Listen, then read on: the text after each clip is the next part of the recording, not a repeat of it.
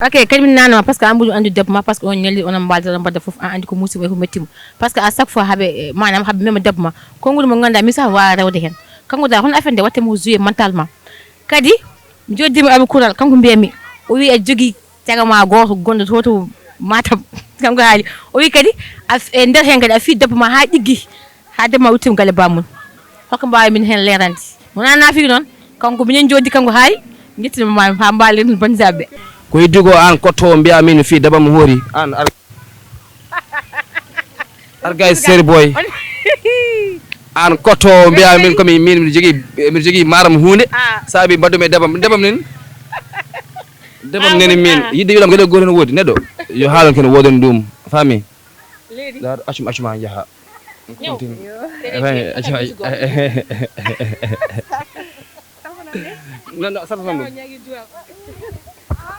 ko heddi ko fami ko sodon pari rek ngare mbaden rab taw hay gore mon wadani inventé na haala ko wodani onon kam mo yidum ni andi wodani on kam mo jidi girmon neddo mom yo haalton ko wodi ando dum do ko rab tan so tuy gandaro mo gaddo e inventé mina gor bura wadani inventé gor bura yiba hay gor wadde inventé kono kala ron ko wodi buri ko moni ton do yimbe o ya la famille.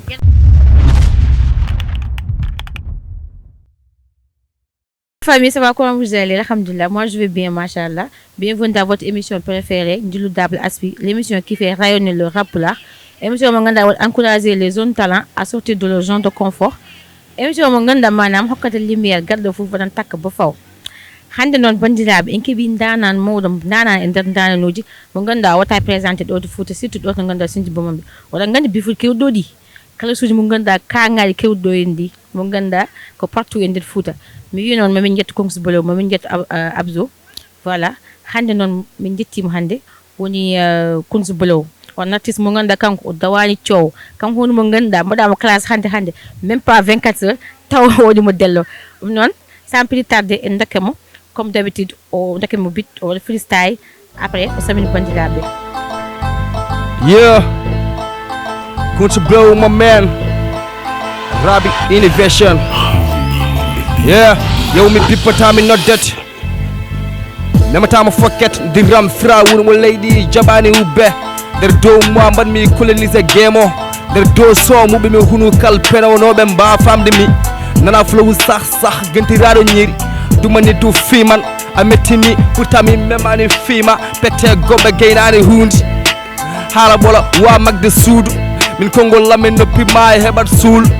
Wiide yaafi takka rab dangay dul gomande bindol aci hunde jungo alla non andama rokkuma ko jungo alla bok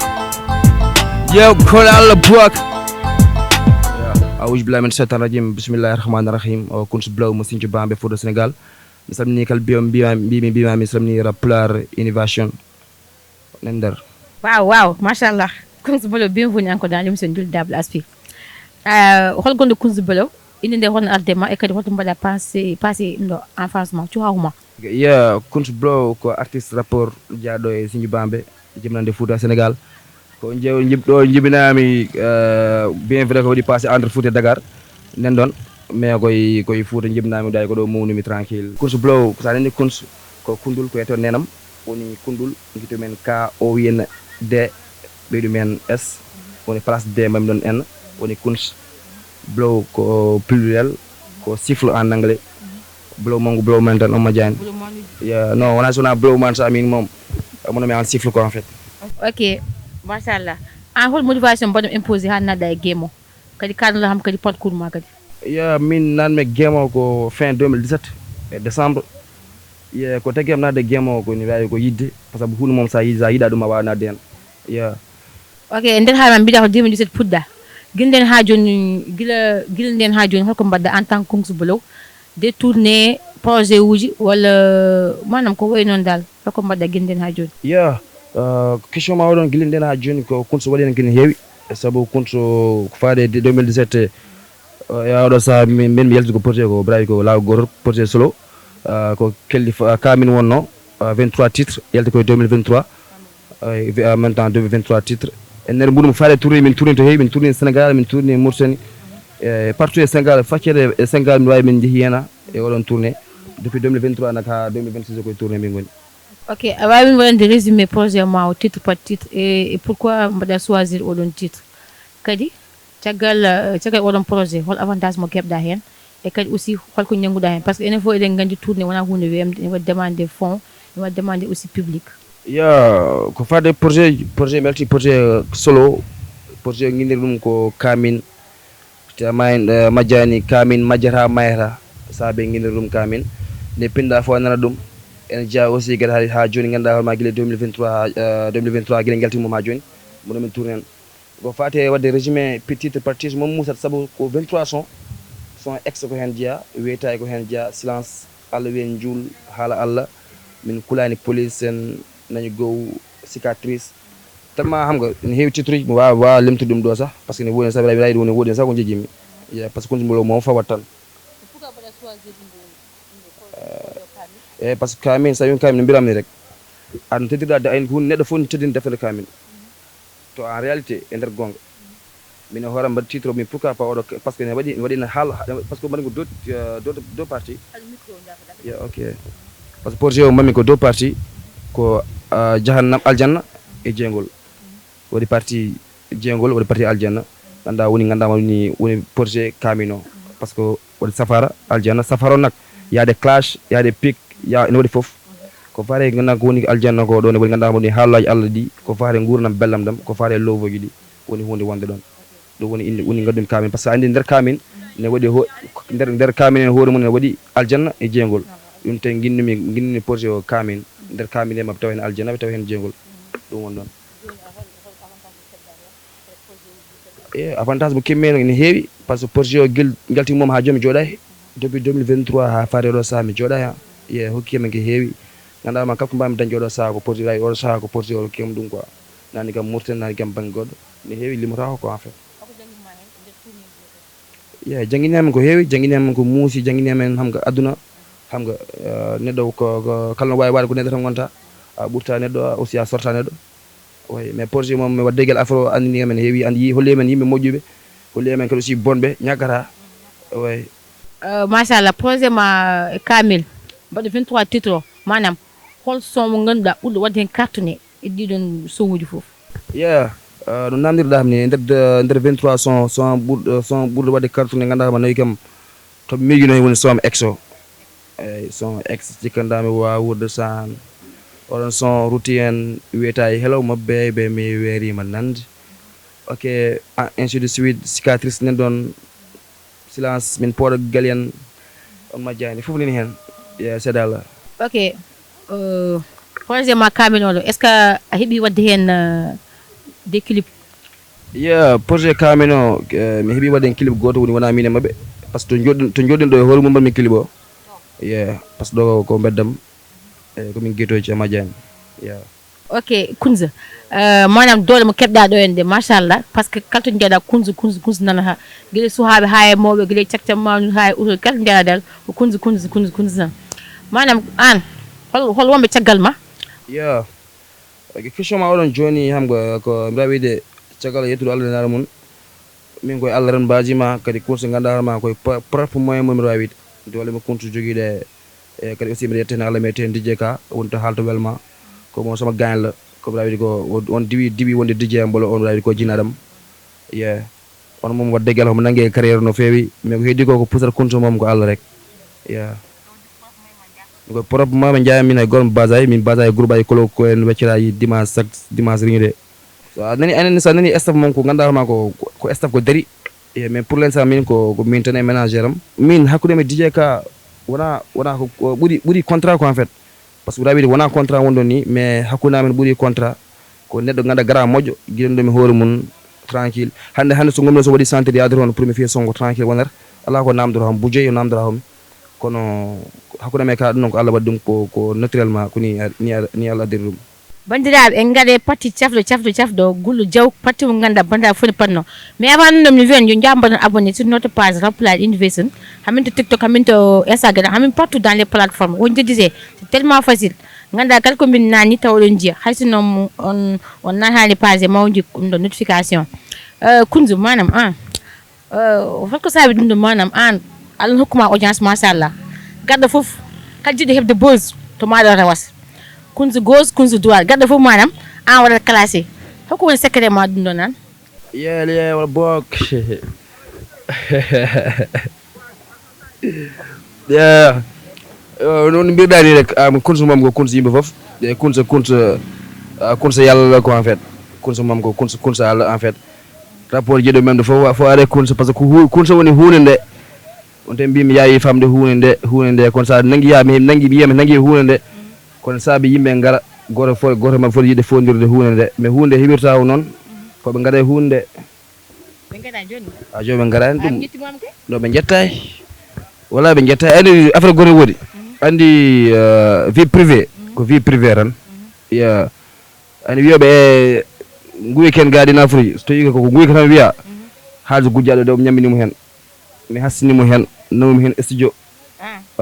kanko hedde binnono mi yiɗa haalde inde makko sa par ce que mi nefni mais ko majjani kanko woni Sambel Gujju tanum peno no accu wima mi wiyamo Sambel Gujju tanum peno Allahu bara noddi barowma ya kanu wondon ok mbiɗa andi am kulal kalde sa a suusama tan mbiɗa andi ɗum tagay a rawani inde mo hay mais mayi gartu hen par ce que ɗum addi min ɗo henna manam dufuɗi kewɗoɗi entre to henne Wourossogui woni wa KSP entre Ogo Elbas en e to henne ni wiide kadi ɗo kam mi haalta haal ɗo en mayi gartu inchallah e to ni wiide kadi Dancali ene wonde e Nelka hay hokkadi adnaɓe ha ɓen hen manam ko saabi ɗum ɗon gaɗɗo fof même ma kam fof dal compte an o goto holko saabi ɗum ɗon holto probléme o iwri probléme o ala to ummi c'est juste ganda horma ko min woni bawɗo te ganda horma ko kemmi ko min liggi ɗum hay goore mam mi forçani yo reyam hay goore mam mi noddani ɓe jiiran mi gandi ko min woni bawɗo ɓe ndeyam te c'est logique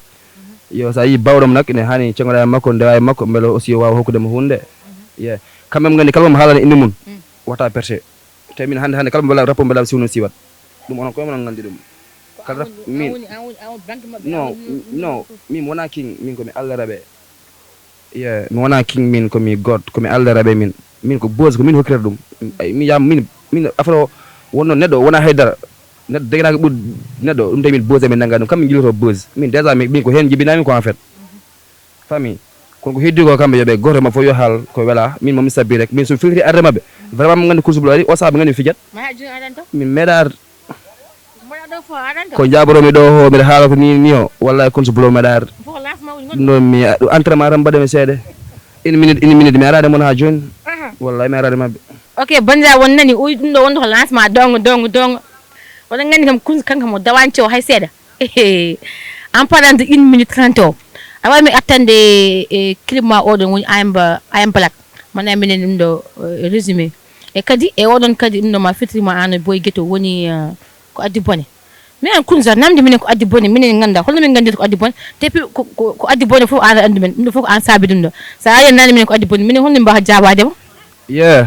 aussi sa yi mi wima min ha joni ok ha joni sa yi mi wima min ha joni mi arani mabɓe taw ko en fait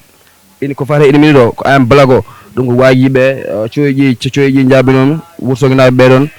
woni 3 moustiquaire imperñé ɗiɗon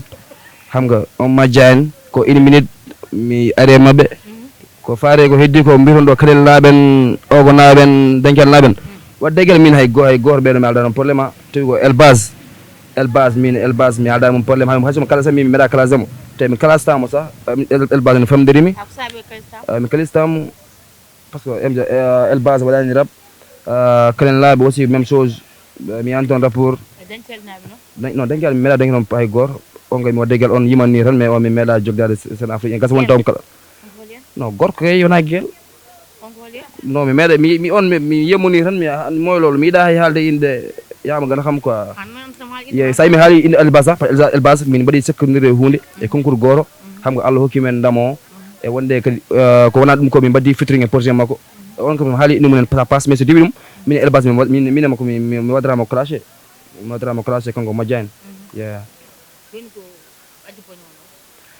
ko addi bone o ko addi I am black o ɗum addi bone tigan kaldo gonga I am black o yaltinde haalka heewi min aussi mi watti nantude xam nga polisaɓe ne jiiloma e ko nini ɗum addi bone o mi joɗini galla min ren tranquille mi keɗo bit mino e boya moɗon après mi jooɗi wi ko addi bone mbiya mi namdi mam mbimi ok boy yayimo son tranquille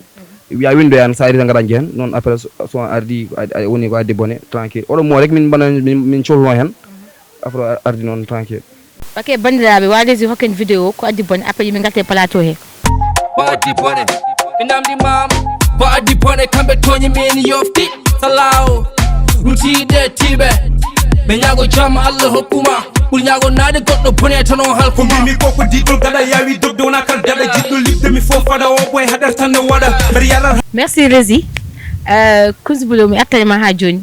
e oɗon ɗum ɗo e oɗon son ko addi bone par ce que manam jimmi mbaɗam expliqué holno affaire nde ardi kadi gati mi joddima e boye ma gol woni boye guetto woni kam expliqué mais ha joni jimmi ko yalte hunuma par ce que o haali hen ha o haali hen laamu sah naati hen eyyi jimmi mbaɗama expliqué no affaire nde ardi. Ko fate probléme aji ko fate haɓe gaddi son ko addi bone o ko ɗo mbirami ko son ayam balago addi bone eyo ko addi bone o ko son ayam balago addi bone ko faade police aɓe ni mi nan wona police ari gallamen wona police noddi kam komi nani aussi wiya haɓe jiilo kam ɗo eyyi teɓe gaari ɗo haɓe jiilo kam ɗo par ce que ene gasa wonde mi andi garnaɗo ɗo o ko même auto on arnoɗo pour ƴewdem eyyi e nder muɗum nami ɗum nde min gaddi pourquoi pas ko addi bone hakel police aɓe eɗen gaara hen walla ko addi bone hakel gendarme kene ara hen ɗum woni ko addi bone o après min gaddi ɗum ni afro ardi ni tranquille. Ok ha joni mi oppanimo de e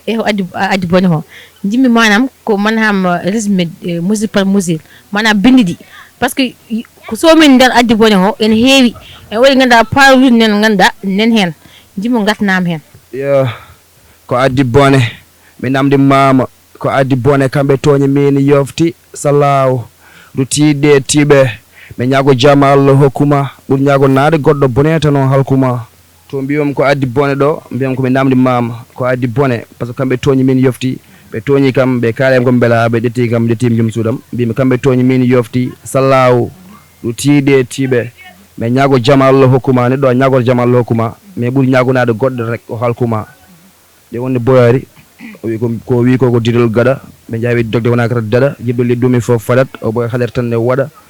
nen ɗon ha fawi ɗon. Ok Kounze manam en kalan ko addi min ɗo henno hakkude ma e Abou Koural mon frère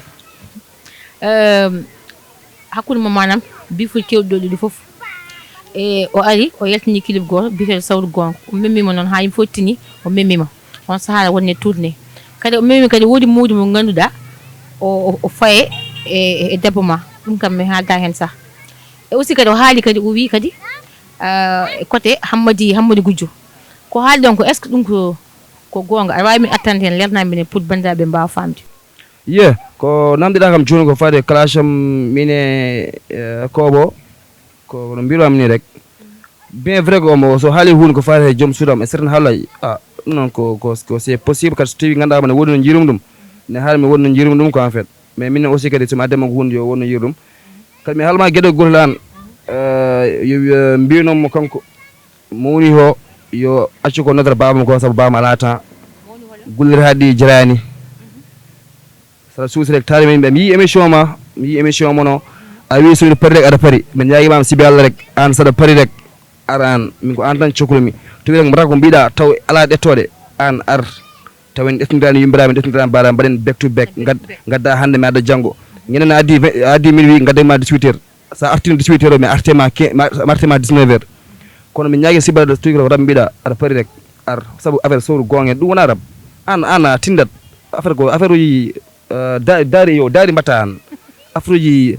Hammady Demba Hammady Guissé en on affaire o waɗata ɗo hen ɗin Afrique min ko ara mbaɗen real hip hop mbaɗen rap gara yimɓe ko faade affaire kaari ko gujji en kaari ko ni neɗɗo fof ne jogui passé te gueɗe goten woni mi haalama neɗam min ko accident goto kemno men gurdamam ɗum on accident raɓide on reyam ɗo hawɗo saaha par ce que 2016 ko haalata ɗo ko 2016 wonno ɗum ni ko entre famille et famille haala milliardaire holko nani hen pauvre haala milliardaire mi yiyan ko nani hen pauvre kaɗon haala ko haalata ko haala famille et famille te on saaha ko 16 ans te komi boy gonnomi ko 2016 tranquille accident entre famille et famille gasi mais hedoro hunde foof mbiron ko ɗon poynirom ni no afruji yumma nen ɗo en guel bamma ma yumma nen tan wuddi majjani galle mon ko ɓuri heeɗo orzoji murama nen ɗon ne mofti mo nen gorko nen ɗon ko heeɗo ko tawi gorko yeyata bundu mum sa wiyaɗa howo ɗum tan tappat ɓooƴi mum ok est ce que wawi haalde minen holto probléme o fuddi par ce que ɗum ɗo hankkadi netti wonde hankkadi e cadre rap wonti hankkadi vie privé naate famille ji naate ganduɗa ha e jinnaɓe ganduɗa mbiyani mbaɗani manam holko saabi ɗum ɗo foof ko saabi ɗumen oɗon question kam ɗo kamɓe gandi ko saabite ɗum ɗon wona kanko tan te mi rawi signe mi rawi on mbino fuuta foof mi rawi ko signe baɓe hoore mumen koye munen mi rawiide kamɓe ko baɓe kaɓano ham eyo ɗum ɗo min majjani noon saabu mi rawiide koko hemmi ko feccere baɓe wela ha ɗum te mbiɗa andiri inchallah ɗo tan à part min gueɗe goɗo won mi woɗi mi haala noon gueɗe gotel ɗo signe baɓe à part min goɗo yaltata à part min tan Coumsa Blow jaltuɗo ɗo ha yimɓe fof gandi o à part min onon yaltata de ngeen sonal seen bopp rek non ɗum noon ko haalde ne weeɓe ha maayi haalde ne weeɓe ha maayi jon kamɓe ko haɗi wonde dow kamɓe joni holko haɗiɓe wonde dow ɗum namdimi te min pourtant ha joni mi wiyani ko min woni dow yimɓe ko min ko Allah fayi kam dow te onon koye mono gandi ko dow gonmi ko sa yi kamɓe mbaɗami clashé walla haalde n' importe quoi ne haale gueɗe goɗe mi sa wi kadi aussi affaire mi wiyata cadre rap tan natti hankkadi natti wonde cadre rap kadi min hay rapport goto min wonta ɗo mbiɗa wi ɗum ko ni ha mi accidima e Allah on rapport hay rapport goto mi heɓrayam ɗum min sa haali yam ko ala lawten debam rek a heɓat ko poɗɗa heɓde ko ɗon amul sens ɓi négociation ko saabi probléme am hikka ciko on jiɗɗa andude mbiɗa haalde mais suki ganduɗa hoorema ko ɓooyi ɗum noon ko hakkude amen ko hunde ganduɗa hoorema ɓooyi par ce que guila min mi wawi guila min natinde rab guila hamga génération mabɓe génération men guila min natde rab en fait guila nen affaire foddi par ce que mbiɗa wiide kanko yaltana gallamen ɗo mi yaltana galla mabɓe kanko mbiyata ɗo no o yaltano galla men mi yaltano galla mabɓe minen pejjirno ko ni min mbaɗno kanko majjani ɗum très bien kono min ne woodi ganndum e galle mon faami somi haali ɗum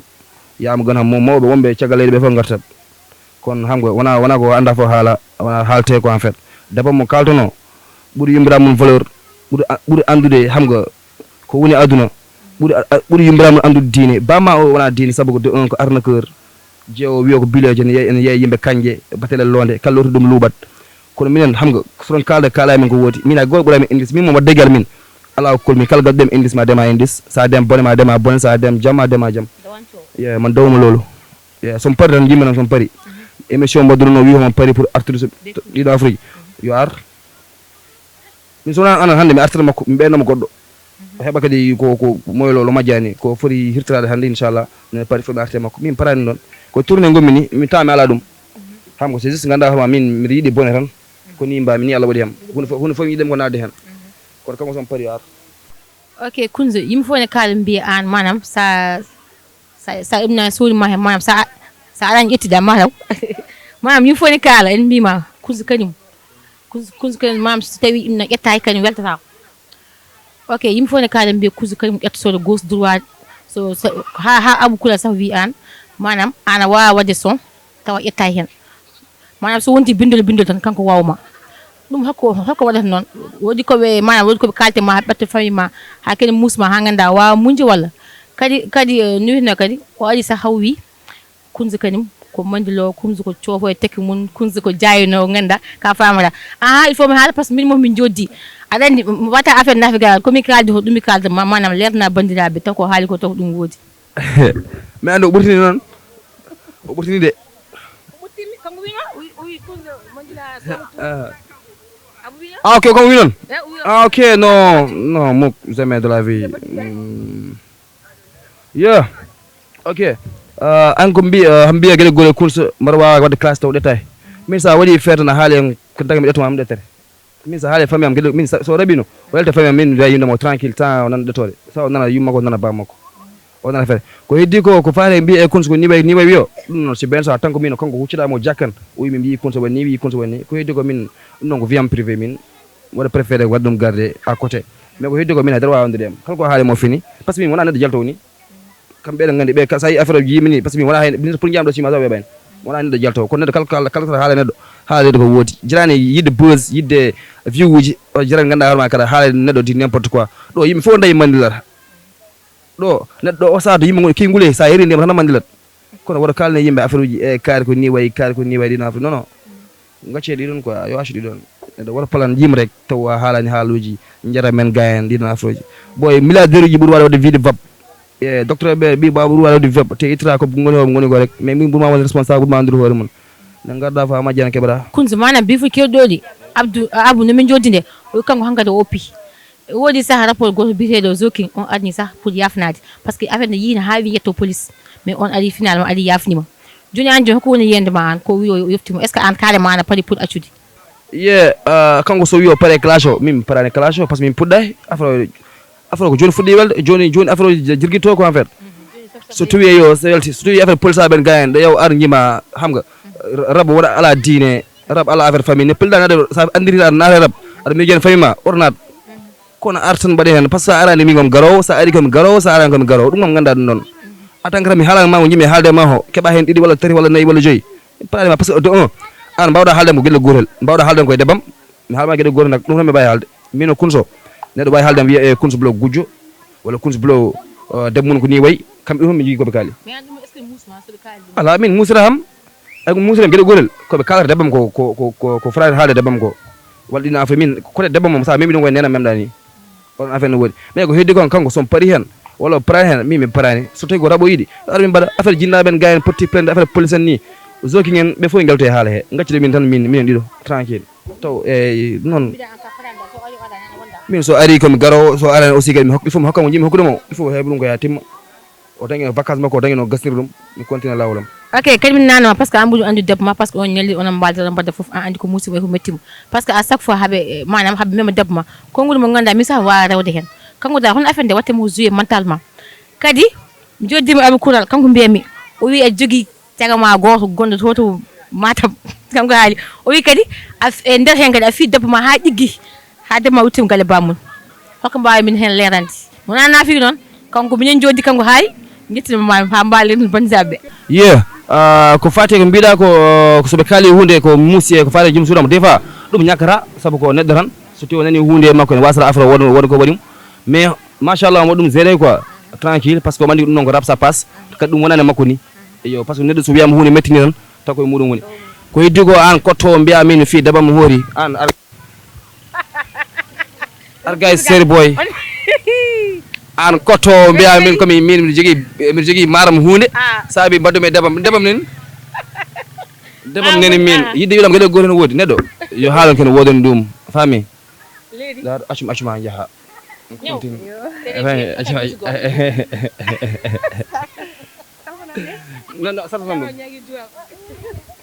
eyyi ko heddi ko faami ko soɗon paari rek gaare mbaɗen rab taw hay goto moon waɗani inventé ne haala ko woɗani onon kam mo yiiɗum ni andi woɗani onon kam mo jiiɗi guir moon eyyi neɗɗo moom yo haal tan ko woodi anda ɗum ɗo ko rab tan so tuwi ganduɗa mo gadduɗo e inventé mina goto ɓuura wadde goto ɓuura yiɓa hay goto wadde inventé kono kaala tan ko woodi ɓuuri ko moni toon ɗo yimɓe o yeeya la famille min ala gueela goto min gueelam ko rab min gueelam rabam ko rabbun jeewo si ɓen sa mo o arti kadi wonti jeewo rabbu wonti lembel mais diɗum min ala gueel boy mbaɗa mi gueel min jogui gueɗe goto woodi so tawi mo sikkato ti mo yimɓe mbiyata mbiɗa wadde vidéo on wona ayni yimɓe hollo oɗon goni sa sehilaɓe yimɓe cikka woɗi woni hakkude moɗon eyo ko noon somo wayla ko on ko neɗɗam hamga ko matam ɗo jeeyamo wiyata ɗon ko te ko boy togoto en fait wona hay ganduɗa ma mbiɗa ko mineur sa mbiɗa wiɗama par ce que ko 18 ans e 16 ans yo noon te Allah waɗi min komin sehilaɓe yiɗi Allah tan yiɗi kam hamga probléme o anni o fota ko séroji kamɓe holmo jiyata debbo dari tan en segondiri en ɗo tan majani kewan yiide ko wayni hene majani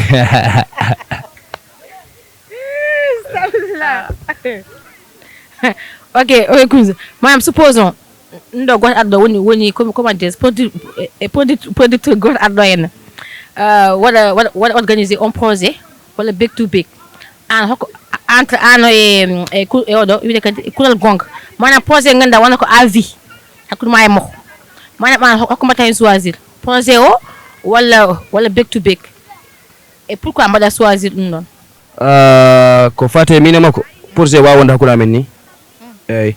saabu kanko hoore makko ɓooyi noddude e featuring ngaji an e hoore ma ɓooyi noddude ma mbaɗen son mbaɗen featuring mbima liggoy o moƴƴani kanko manɗum très bien eyo ko heddi ko min ɓuymi wadde choisi min so ko min e makko tan ara back to back 24/24 woni batle kala ganduɗa hoore ma ko ene namde rab min tan ko ɗum noon ko côté tan gañgu tan ɗon yaltata kanko mbiɗa sohlimo ɗon yo ko hidde ko woni ko dira fo min galtina ko hiddo mi wallahi min adama sohla makko faale projet makko dino parce que min do hay classe amen odo widu sarfa jom heda himo son complet heda dum ko tito ngem yimbe mbade machine min jabron ko mi jam haggil parce que min buri ko parce que min so woni be concentré ko jimi haalde makko an son buri belde son ko keda so mo jabura mo hen bella on jabura mo hen mais min so wala mi way heda was heda so ma jimi jabron jimi haal parce que déjà ko jimi haalde mo dum non jira ni ko be jeeya dum bango do wadani mi fo mi nanga tan mi fayama on affaire kono ko faade min projet min makko non c'est impossible wara wonde ni xam parce que bo yidde dum ko faade ganda ma betru bego ko non pari fof non yidi fof ar ngaran sam huluma sam ettore sam rap pour la majani min sa yimen pawdire mi e murtani est ce que mi murtana wala ko c'est parce que majani kambe wonno ko reeda ba gor faydirta mabbe ni wala ni ya manige wa ok kunzi manam tagal non bit nan mam question ne bibita wal choisir entre projet back to back hakul may ko bala choisir back to back wana tagal dum non woni wajibi heddibe diwano woni urusogi kanel orkedere yen sindi bomen hebe heddibe manam kambe hol message mo kam batabe lancer kambe ko no birdan ni de ko faade rapport mo e wonde gure mon kala do ende min bam widere kala rapport pardo rek fami ad yim clasham mais woto naate sayida mi e vie privée am woto naate famille am sayida mon ma détruire sayda kay mi ay bina famille ma fo mi hoyna be to hoyna haadi kala rapport ma winna gil tugi tan Thiès ha fay signe bamdo ha benni kala rapport mi da hoyda nak yorande kon sublo ani so fay mana fay ma won fay faible min kala men famille ma min fof oui parce que min famille men tampi am dey nedam kono mi mala ko min ba dañ ko buri famille am yimam ko bella min wiyam neddo wiyam bella mbiya ko min ni mbami ko mi jakko yimbe mais sa arina ha tasi gore gallamen mbaden judi men de ok ender hen sax no ender hen rappela invitation sax nane koyde mudum pour organiser back to back inchallah sal jebi humpata won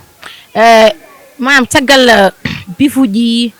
tagal kalsuji e tournée uji fof manam kunz bolo mo wite fansuri maadi e wala suivre kunz bolo be hakko mbay faddema